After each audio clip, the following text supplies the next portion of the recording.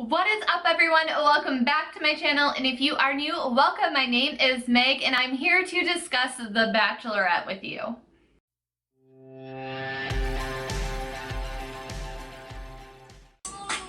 Guess who's back? Back again. Meg is back. Tell your friends. Alright, so I took some time away. I apologize for missing the last couple of episodes, but we are going to jump into episodes 4, 5, and 6 right now in this video if you would like a refresher, if you care what I have to say about them, and then I will be putting immediately up the recap for episode 7 in the Bahamas. So a lot has happened, and I'm not gonna lie, it was a little difficult to get through the episodes 4, 5, and 6 just because it just seemed like almost every week there was something new coming out about one of the contestants on the show. And let's just say, oh my god, is his name Chris? To say that Chris was an annoyance is a complete understatement, and every episode he was on until he was gone, it was just like so cringy. I didn't want to watch it. I powered through it though, so I'm going to share my thoughts. Alright, for a lot of this, I am going to be looking down at my phone because this happened so long ago, but we're going to go ahead and roll into episode 4. So to give you a refresher, it was the cliffhanger after, was it Cliff or Clint? I can't remember these guys' names anymore. Anyways, he decided to go home and save his career instead of potentially losing his football career because he let an injury sit for too long. So everyone was up in arms about the rose ceremony, and notes at the time that I had was that Blake seems like a very good fit for Becca. They really do seem to have a lot in common. Jordan, I just had annoying. And then this is when he was talking and being arrogant about like how, you know, he was basing this competition off of looks, and he's a model, right? So like he's like the best one because he looks the best because he's a model. So he was going on and on about how Becca's gonna notice that his shirt is a kind of shirt that you can wear buttoned without a tie. And I'm like, bro, like nobody's literally gonna know that, like, but you and people like you. And I was like, I doubt Becca's gonna notice or she's gonna care, and she never said anything. So Jordan just thought at this point it was still a looking contest. David came home with his busted ass face, and that just really put a true damper on Jordan's night. And then they went ahead to the rose ceremony. Becca wasted no time just giving the rose to David. Poor guy fell off of bed. He got the pity rose and he was sent home to go and sleep. Mikey, and I couldn't remember this guy's name for the life of me. Like, that just shows you like how far into it. It's just like so many of these guys are just not getting airtime that they're just literally no names. But I was kind of disappointed about Mikey because he seemed interesting. Like, we never, you know, I was hoping to get to know more about him and we never got to see that. Then the episode kicks off with a date to Utah with Garrett. And every single thing with Garrett, I feel like I can't truly enjoy because of like the drama and controversy surrounding him. Because I'll say this in my next video, but honestly, if it wasn't for that, I feel like I would really be on Team Garrett, but I just can't, knowing what I know about him. And in this date, Garrett reveals to Becca that he has been married before and he's divorced. And this kind of terrified Becca. She's a little bit thrown aback, got a little panicky about it. But at the end of the day, she was engaged before, so I feel like she can't be too critical or let that hinder things too much, you know? Alright, now we have to talk about Lincoln. Again, painful to see him because I liked him from the beginning, but I found out that he is pending a court case of sexual assault, and when he is sentenced, I don't know if he has been sentenced or not. When I read the article, he was still waiting sentencing, but basically he is going to have to register as a sex offender, and it just really upsets me because it's like, does ABC not do background checks on the people that are on this show? I mean, I guess like missing someone's like ignorance on social media is one thing, but to let somebody on the show that has a pending court case for a sexual assault it's just very like what are they doing? It said that the assault took place in 2016. I am not sure when the charges were filed. I'm not sure when the case was opened. Maybe the case was not opened before the start of filming, because it does sound odd to me that he was allowed to travel for the show and be away if he had a pending case. And obviously you don't know if they're going to make it further along the show, which involves traveling out of country. And again, can you really travel out of country if you have a pending case or an ongoing case open? I don't really think that that is possible. So perhaps the case wasn't in existence when the show was cast. I'm not really sure. I didn't look into it. But anyways, it cuts away to Lincoln talking about how the earth is flat, and he gives the flat earthers a bad name here because his explanation of it just leads to the stereotype that everyone that is a flat earth believer is ignorant. But Shane Dawson has a conspiracy video I will link down below, and I will put the timestamp down below of where he talks about that topic, and it's actually really interesting and it's not what you think. So if you would like to check it out and learn what flat earthers really think, go and be sure to check that out. Moving onward. So here everybody but Wills gets a group date. In the group date, this was the Lumberjack Bash, which if I were on the show, I feel like that would be like a really fun date. Like that was like right up my alley. Like I would love to see like a lumberjack competition. I just think it would be a lot of fun. And here we see Colton start to get some tension with Jordan. So it's not just David that's like picking away at him. The other guys are slowly starting to get annoyed with him as well. And Colton tells Jordan he's being disrespectful. Can't take him serious though, because every time Colton is in an interview, he always has a smile or a smirk on his face. And generally when you're filming videos or talking, like it's good to have a smile on your face, but when you're talking about a serious topic and you're smirking or smiling, it just seems disingenuous to me. So that is just one thing that I noticed. And this is also the episode where Jean Blanc put it all on the table because he thought Becca wanted to hear "I'm falling for you." He thought it was time for that, but Becca was like, oh hell no, like back up, no, no. I'm not there yet. I don't know why you're feeling so strongly for me. And she sent him home, and then he revealed, I didn't really feel that way. I thought you just wanted me to say that, so I was just telling you what I thought you wanted to hear. Which led Becca into a bit of a tizzy. She went off on the other guys and said, I'm about honesty. If anyone was dishonest from me here on out, like you are donezo, like I don't have time for you. That being said, there is no cocktail party, but the dress she wore that night was spectacular. I've been loving her outfits. Another funny thing that I noticed from the rose ceremony is that Jordan's name was called last, and just like, I just love how the cameras panned individually to every single guy's face in the look of disappointment when Jordan's name was called. So basically, Nick and Kristan left in this episode. Moving on to episode 5, which was Las Vegas.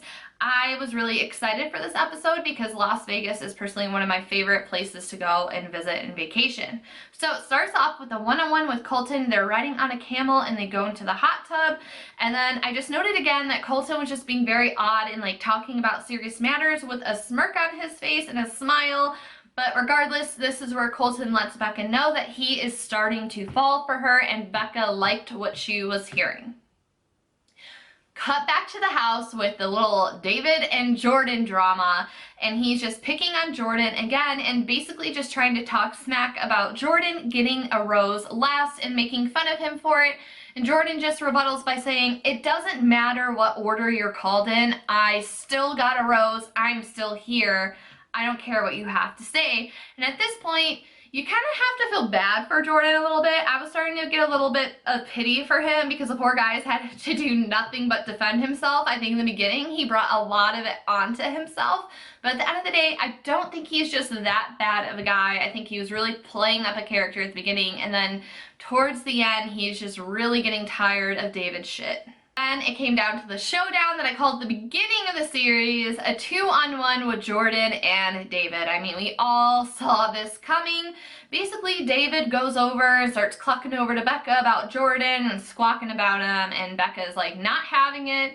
Jordan comes in and says David's like out of his mind, I don't know what his issue is, but then Jordan takes his time smartly and opens up about his past to Becca. So Becca basically had a choice right here, right now, someone that's constantly squawking about stupid shit or someone that's trying to make an effort, and she picks Jordan, who is trying to make an effort, and David gets sent packing in the desert. Later that night, they go out to dinner. Becca tries to open up more with Jordan. She was trying to pull more of that out of him, and hoping to deepen their relationship. However, at dinner, Jordan started off good. You know, he was asking her a question, but then it quickly turned into him just talking about himself the entire time. Becca she was over it, she wasn't feeling it. She just said, if all you can talk about is yourself, that's not a relationship for me, and she sent Jordan packing, so two of them were gone. And then we come to the cringy group date with Wayne Newton. I didn't even watch this, honestly. I was over it. Another lyric date, another song date. They had to go and sing. I was just like so over it at this point, but Will's outfit was freaking killing it. And that's just really about the only thing to know other than it being flat out embarrassing. And now we see Chris start to lose his mind. But are we really seeing him start to? I feel like he was slowly losing his mind along the way, but we were so distracted by David and Jordan we didn't really notice. But now that they're gone, the focus is on Chris. And then going back to the 2-on-1 date, I made a note that Chris is literally losing his shit because Jordan was still on the date. Like, he couldn't get over the fact that David was sent home, and he started to have a freak out. And Chris has developed the nickname of Eddie from Friends because the similarities, they look quite alike, but now I'm definitely going to be referring to Chris as Eddie because he had an Eddie type freak out. And then I also noted that a quote from Jordan was, "I can speak, I can walk, I'm fit." That was like his reasoning for being able to stay.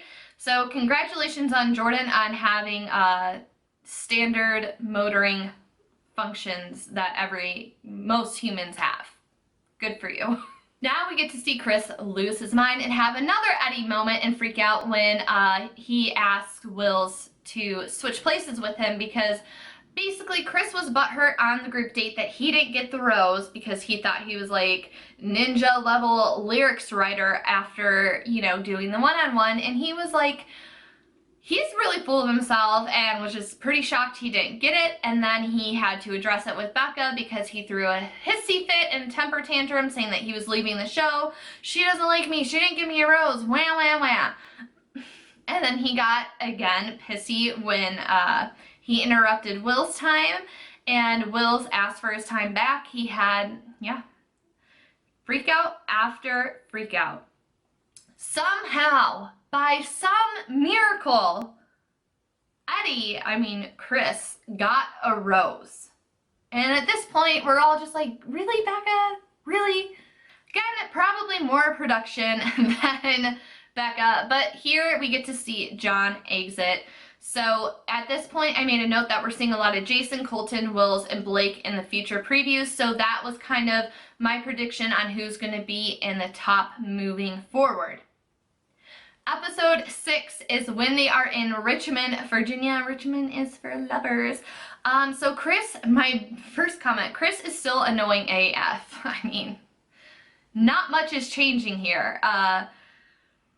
Now we get to see Lincoln have his little sense of humor where he's just teasing Chris, giving him a bit of a hard time, and he literally loses his shit yet again and has an Eddie style freak out. They have an argument, and it moves on to Jason having a one-on-one date, which is great because we haven't seen a ton from him, but you can tell that Becca is definitely getting feelings for him.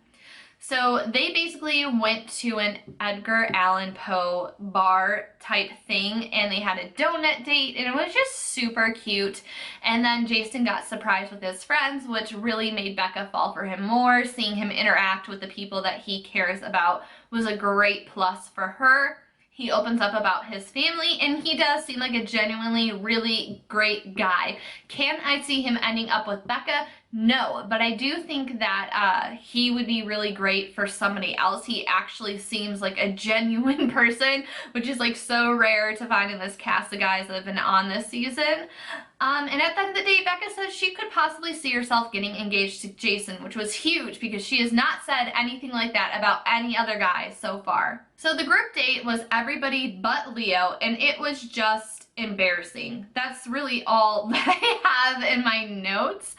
And then her date with Leo, I was really excited about this because I've been saying in all my videos, I just want to see more of him, learn more about him, because I think he could be a good fit for Becca. I couldn't necessarily see them like ending up together, but I just really wanted to get to know more about him because he's so different than the typical bachelor bro. So Becca's really upset about all the drama that's been going on, and Leo is there to comfort her. And she just, you know, and he lets her know this is how our relationship would be should it continue off camera. He has an amazing date, and he tries his best to show that he would be solid in her life. They're not quite at the stage of falling with each other, but they are headed in that direction. Again, Chris throws a hissy fit that Leo got a rose and came home from his date. And then he was making fun of Lincoln for eating 12 eggs a day, and I'm just like, these houses that they put these guys in, like, it just must make them go literally insane to be making fun of someone for eating eggs. Like, I have no words. Then Chris storms off to Becca, and he's like, oh, I'm gonna bitch more about these guys. That'll really make her see me as a winner. But that blows up in his face, and Becca has had enough of his shit and sends him on his way, and that just further angers him. Along with Chris, Connor and Lincoln also got the boot. So moving forward, it should be a lot more enjoyable with the rest of the guys. So I'm going to stop it here, and we are going to move on to episode 7. So be sure to check out my channel so you can see the recap for that. Thank you so much for watching. Let me know if you had any thoughts at all over these last 3 episodes that I have missed, and I will see you in the next one. Bye, everyone.